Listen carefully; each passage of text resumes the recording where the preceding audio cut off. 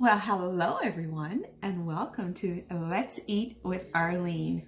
What shall we make today? Well, in case you're wondering why I'm wearing my party hat, today is the day I get to celebrate another number. Yes, so gotta put on my party hat, gotta get ready to make something absolutely delicious. And if you know me, or if you don't know me yet, I love chocolate. But I also love to eat healthy. So I am going to make today with you some healthy peppermint chocolate cookies. Folks, these are simple. These are easy. Anybody can do it.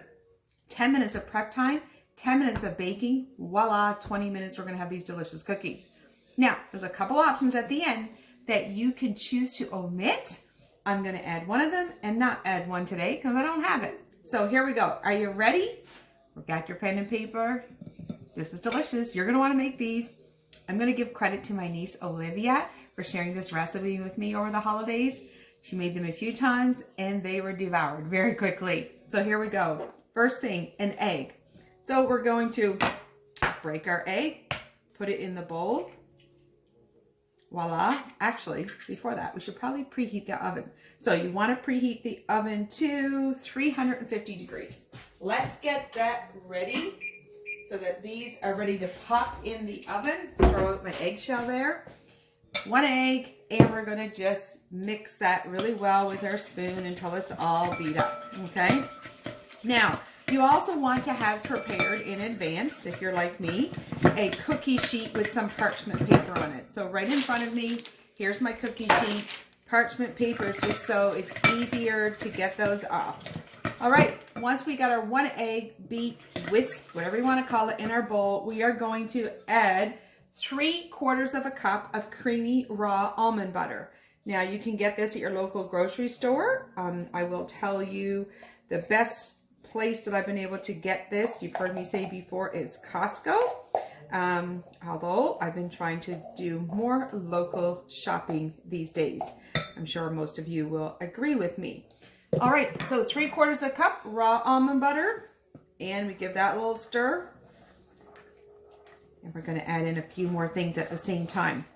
Next, we have 3/4 of a cup of organic coconut palm sugar. Again, yes, you can use white sugar, but this recipe specifically is a healthy cookie option. So we want to stick with our organic coconut palm sugar. Voila, all in there. Then we're going to add to the same bowl, going to make sure I get this all right. It's my first time making these. 1/4 of a cup of cocoa. All right. So 1/4 of a cup, I've already pre-measured that out of cocoa. Again, if you want to know what kind I use the organic baking cocoa. So I want to get it, this recipe especially, as clean as possible.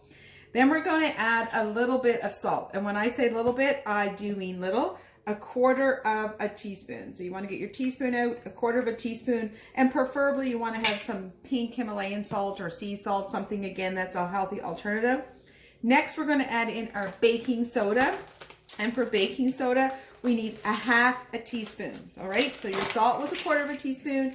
Your baking soda, you're going to put it up one notch, and you're going to go with 1/2 a teaspoon. It's really important when it comes to baking soda and baking powder, you have the right measurement. So you want to give that a shake. Again, if you're wondering which brand I use, this is the Bob's Red Mills Premium Baking Soda.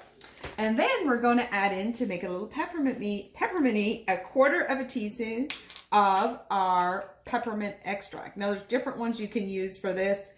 This is a mint with peppermint that I'm going to use. Pour that in there. You don't need a whole lot.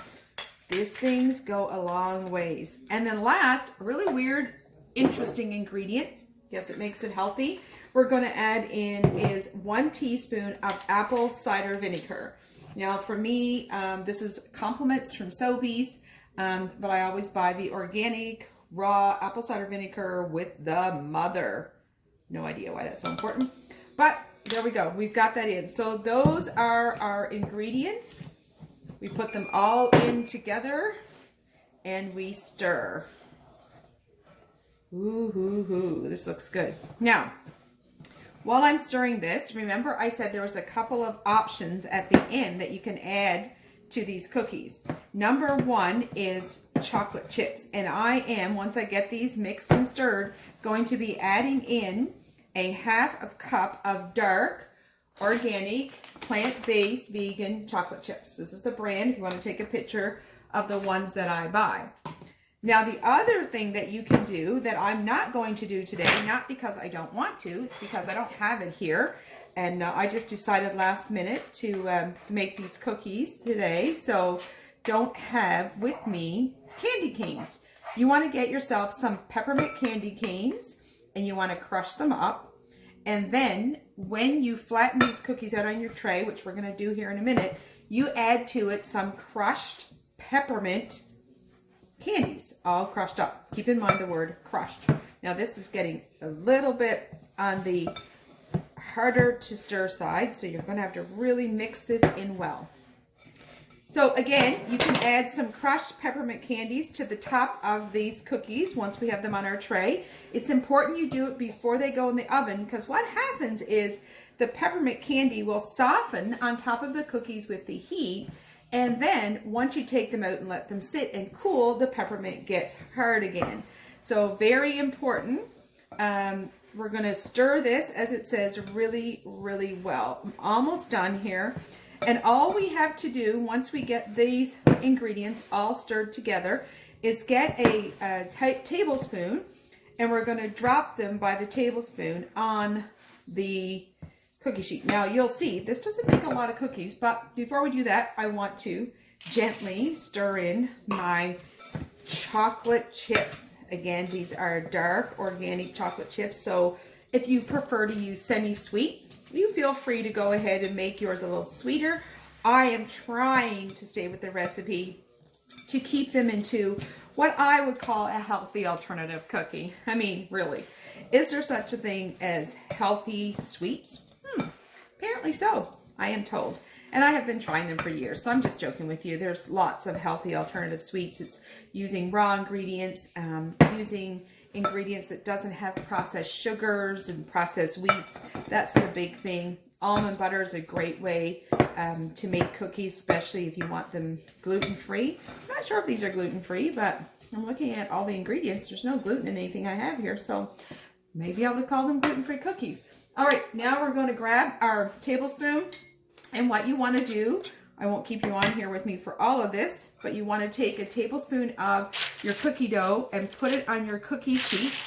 Okay, you see that I've done here, and then you can take your hand, or I prefer to take a spoon and flatten it out a little bit. Okay, so it's going to spread and bake, but you're going to do that until all the dough is done. Then we're going to place them in our preheated oven at 350, and we're going to take them out and give them a taste test. Hold on, just 1 second. Okay, here we are. The timer is about to go off. Now, I told you to put them in the oven for 10 minutes, but I forgot to tell you it's actually 9 to 12 minutes. So you want to make sure they look a little bit dry on the top before you take them out. So let's have a look. Oh, perfect. Here they are. You can see they actually do look a little bit dry on the top. So now you want to leave them on your rack to cool for at least 20 minutes before you try to move them. All right, that's very important. Once you've cooled them, you can leave them at room temperature, and they'll be great to eat for 3 days. I got a feeling they're not gonna last. However, if you want to keep them longer, you can refrigerate them for up to 2 weeks, as well as put them in the freezer long-term if you're a prep person for 3 months. So enjoy your chocolate peppermint healthy cookies, and remember, if you want to put a little bit of crushed peppermint on top, that's going to make them even that much prettier. And I would have done it had I peppermint today, but I don't, and I'm sure they're going to taste delicious. So thanks again for joining me on my special day for Let's Eat with Arlene. Love to hear your comments and feedback below once you make these amazing, delicious cookies.